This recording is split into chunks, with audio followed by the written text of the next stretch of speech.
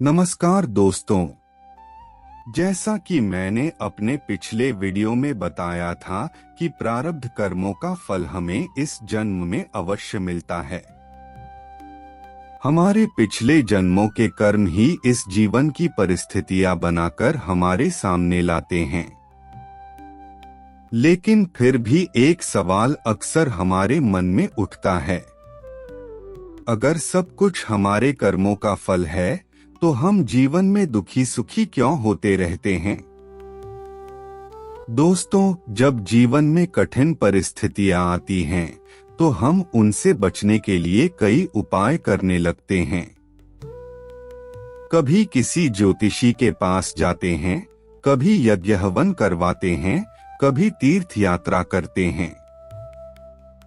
हमें लगता है कि अब सब ठीक हो जाएगा, लेकिन सच यह है कि परिस्थितियां अक्सर वैसी ही बनी रहती हैं। क्यों? क्योंकि प्रारब्ध के अनुसार हमें यह शरीर और ये परिस्थितियां पिछले कर्मों के कारण मिली हैं और उनके फल हमें भोगने ही पड़ते हैं। फिर भी हमारा मन संतुष्ट नहीं होता। यही हमारी सबसे बड़ी कमी है।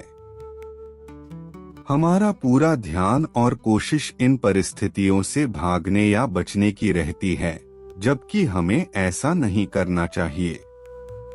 हमें तो इन परिस्थितियों को स्वीकार करना चाहिए और यह समझना चाहिए कि ये सब मेरे ही पूर्व कर्मों का परिणाम है। क्योंकि अगर हम हर परिस्थिति में दुखी या अत्यधिक सुखी होते रहेंगे, तो नए कर्म बनते रहेंगे। और याद रखिए, मनुष्य जन्म हमें कर्मों से मुक्त होने के लिए मिला है, कर्मों में और उलझने के लिए नहीं। जैसे कमल का पत्ता कीचड़ में रहकर भी गीला नहीं होता, उसी प्रकार हमें भी संसार में रहते हुए ऐसे कर्म करने चाहिए कि उनका संचय हमारे पास न हो। और ऐसा तभी संभव है जब हम कर्म के फल की इच्छा छोड़ दें। कर्म संसार के लिए करें, अपने स्वार्थ के लिए नहीं।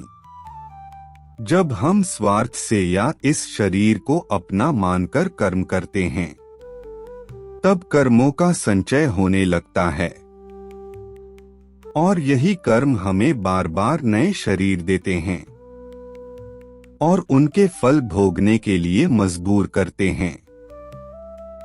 असल में हमारी सबसे बड़ी भूल यही है कि हम इस शरीर को ही मैं मान लेते हैं और इस शरीर से होने वाले कर्मों को भी अपना कर्म समझने लगते हैं। जबकि सच्चाई यह है कि यह शरीर प्रकृति का है और प्रकृति ही इसे चला रही है। इस बात को समझाने के लिए एक छोटी सी कहानी याद आती है। एक ब्राह्मण अपने घर के सामने बनाई हुई बगीची में बैठा हुआ था। वह थोड़ा ऊँघ रहा था। इतने में एक गाय बगीची में घुस गई और पौधों को खाने लगी। ब्राह्मण की नींद खुली तो उसने देखा कि उसकी बगीची उजड़ रही है। पास में एक डंडा पड़ा था। उसने गुस्से में वह डंडा उठाया और गाय के सिर पर मार दिया। डंडा लगते ही गाय मर गई। तभी वहां गौहत्या प्रकट हुई और ब्राह्मण से बोली, तुमने गौहत्या की है। ब्राह्मण बोला, मैंने नहीं मारा, इन हाथों ने मारा है और हाथों के स्वामी तो इंद्र हैं, इसलिए आप इंद्र को पकड़ो। गौहत्या इंद्र के पास गई और सारी बात बताई।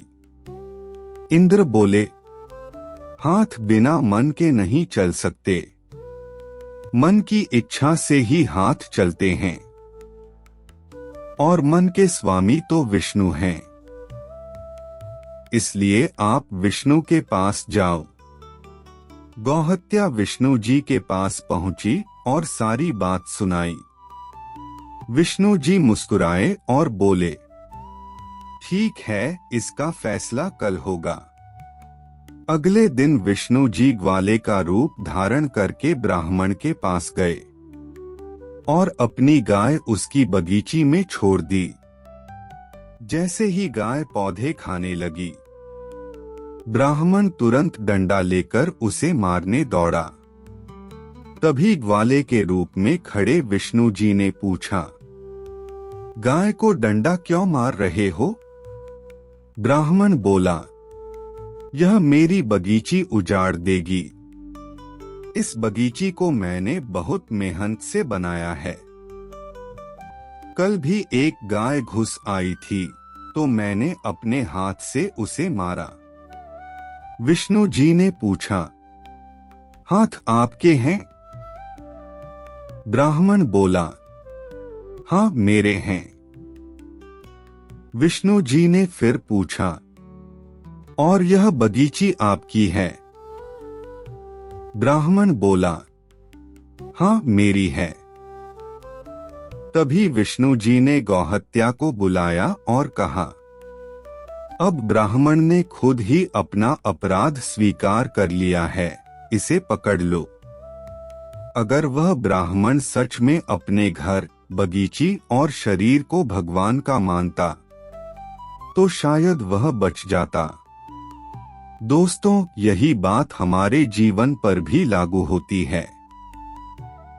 हमें भी इस संसार में रहते हुए अपना सब कुछ भगवान का मानकर व्यवहार करना चाहिए। जब हम ऐसा करने लगते हैं, तब धीरे धीरे कर्मों का बंधन ढीला पड़ने लगता है।